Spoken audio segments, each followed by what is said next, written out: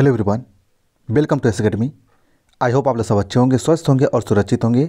आज इस वीडियो में 7 मार्च के एग्जाम एनालिसिस का जो क्वेश्चन पूछे गए थे उस क्वेश्चन को डिस्कस करने वाले हैं। जितने भी क्वेश्चन मेरे को पता चले हैं, जितने भी क्वेश्चन मेरे पास आए हैं, चाहे इंस्टाग्राम, चाहे टेलीग्राम, चाहे डायरेक्ट मोबाइल पर मैसेज भी आए हैं, उनको डिस्कस करने वाले हैं। ठीक है, तो चलिए बिना देर के वीडियो को शुरू करते हैं। देखते हैं किस टॉपिक से कौन सा क्वेश्चन पूछा गया था। चाहे आप लोग भाषा 1, हिंदी, इंग्लिश, चाहे संस्कृत लिए हों, सभी क्वेश्चन इस वीडियो में कवर किए जाएंगे। तो आप लोग चैनल पहली बार विजिट करें तो चैनल को जरूर सब्सक्राइब कर लीजिएगा, क्योंकि आप लोग को day by day exam analysis सटीक और सही जानकारी इस चैनल पर मिलती रहेगी। आप लोग इंस्टाग्राम भी फॉलो कर लीजिए, इंस्टाग्राम की लिंक आपको इसी वीडियो के नीचे मिल जाएगी, या आप लोग डायरेक्ट जाके भी फॉलो कर सकते हैं। और चलिए आज का पहला क्वेश्चन देखते हैं, लेट नहीं करते हैं क्योंकि टाइम आप लोग को बहुत ही कम है, आप लोग रिवीजन कर सकें। पहला क्वेश्चन आप लोग के सामने है। एक छात्र पढ़ रहा है, उसका नाम लेकर किसी ने बुलाया, निम्न में से किस संवेदना द्वारा वह छात्र अपनी अनुक्रिया प्रकट करेगा। एक क्वेश्चन पूछा गया था, एक छात्र द्वारा भेजा गया था। राइट आंसर होगा ध्वनि संवेदना कहलाएगा। क्या कहलाएगा? ध्वनि संवेदना कहलाएगा। आप लोग को याद रखना। नेक्स्ट है, कौन सा मनोवैज्ञानिक भाषा विकास के संबंध में है? कौन सा है? चोम्स्की। कौन सा है? चोम्स्की का विकास। आप लोग को याद रखना है। अगला क्वेश्चन देख लेते हैं। पियाजे के अनुसार, मैं तो पियाजो को सिद्धांत जो है बहुत बार पढ़ाया जा चुका हूं, उससे इंपॉर्टेंट क्वेश्चन भी बताया जा चुका है। यदि आप लोग नहीं देखें तो आप लोग उस वीडियो को जरूर देख लीजिएगा। पियाजे के अनुसार संज्ञात्मक विकास की तृतीय अवस्था कौन सी है?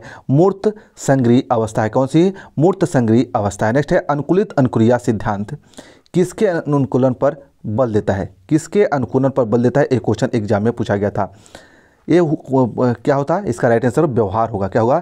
अनुकूलित अनुक्रिया सिद्धांत किसके अनुकूल पर बल देता है? व्यवहार पर बल देता है। आप लोग को याद रखना है। नेक्स्ट है, स्पीयरमैन। स्पीयरमैन में जितने भी क्वेश्चन होते हैं उसके भी वीडियो ऑलरेडी चैनल पे अपलोड है, नहीं देखे तो आप लोग देख सकते हैं। स्पीयरमैन के अनुसार तर्क करने की क्षमता और समस्या का समाधान करने की क्षमता कहलाती है। क्या कहलाती है? यह जी कारक कहलाती है। क्या कहलाती है? जी कारक कहलाती है। आप लोग को याद रखना है। चलिए अगला क्वेश्चन लेते हैं। पढ़ाते समय सामान्य कक्षा में अध्यापक का सर्वाधिक ध्यान किस मनोवैज्ञानिक तथ्य पर होना चाहिए? देखो सीडीपी का क्वेश्चन है, बहुत ही महत्वपूर्ण है। आप लोग को बता दूं, जितने भी क्वेश्चन आ रहे हैं अभी तक, सबसे टफ जो आ रहा है, सबसे टफ अभी तक एग्जाम एनालिसिस पर्यावरण के क्वेश्चन सबसे टफ देखने को मिल रहे हैं। किसके? पर्यावरण के।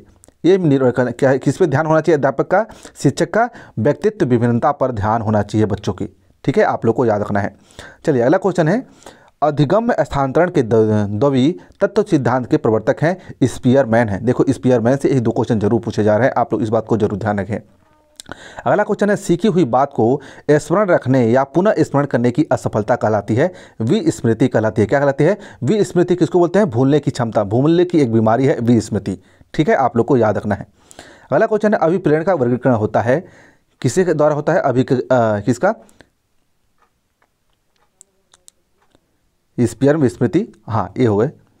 अभिप्रेरणा का क्या है? अभिप्रेरणा का वर्गीकरण होता है जन्मजात तथा अर्जित होता है। क्या होता है? जन्मजात तथा अर्जित होता है। निम्न में से कौन सा मत अंतर्दृष्टि द्वारा सीखने की व्याख्या करता है? क्या है? गेस्टाल्ट का वाद। क्या है? गेस्टाल्ट का वाद सीखने की व्याख्या करता है। अगला क्वेश्चन है, सुंदर वन में कौन से वृक्ष सर्वाधिक मात्रा में पाया जाता है? वन से क्वेश्चन आ रहे हैं, वन से क्वेश्चन आ रहा है। सुंदरी। कौन सा है? सुंदरी। तुजु दौरा भारत किस देश में जोड़ता है?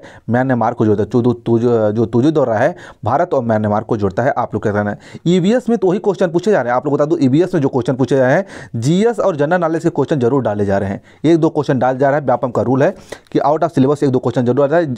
जनरल नॉलेज की कोई बात ही नहीं हुई है व्यापम इसमें, संविदा शिक्षक में जनरल नॉलेज कोई बात नहीं, तो भी क्वेश्चन पूछे जा रहे हैं। आप लोग इस बात को जरूर ध्यान रखें। कौन सा राष्ट्रीय उद्यान पादप तथा जंतुओं के जीवाश्म के लिए जाना जाता है? फाल्सिस राष्ट्रीय उद्यान जाना जाता है। फाल्सिस राष्ट्रीय उद्यान जो एमपी में है। ठीक है, ये एमपी जी के क्वेश्चन जान लीजिए, जनरल नॉलेज कुछ भी मान लीजिए आप लोग, या ईवीएस का क्वेश्चन मान सकते हैं इसको। कौन सा यह स्थान भूमध्य रेखा के निकटतम स्थित है? यह है इंदिरा पॉइंट। कौन सा स्थान भूमध्य रेखा के निकटतम स्थित है? यह है इंदिरा पॉइंट। आप लोग को याद रखना है। अगला क्वेश्चन है, मैकाल पर्वतमाला निम्नलिखित में से किस राज्य में स्थित है? यह है छत्तीसगढ़ में। विश्व का सबसे ऊंचा झरना स्थित है? यह है वेनेजुएला में। कहाँ पे है? विश्व का सबसे ऊंचा झरना वेनेजुएला में स्थित है और मैकाल पर्वतमाला छत्तीसगढ़ में स्थित है। अगला क्वेश्चन है, किस राज्य में गेहूं का उत्पादन नहीं होता है? तमिलनाडु में नहीं होता है। कहाँ पे? तमिलनाडु में। सर्वश्रेष्ठ रस किसे कैसे माना जाता है?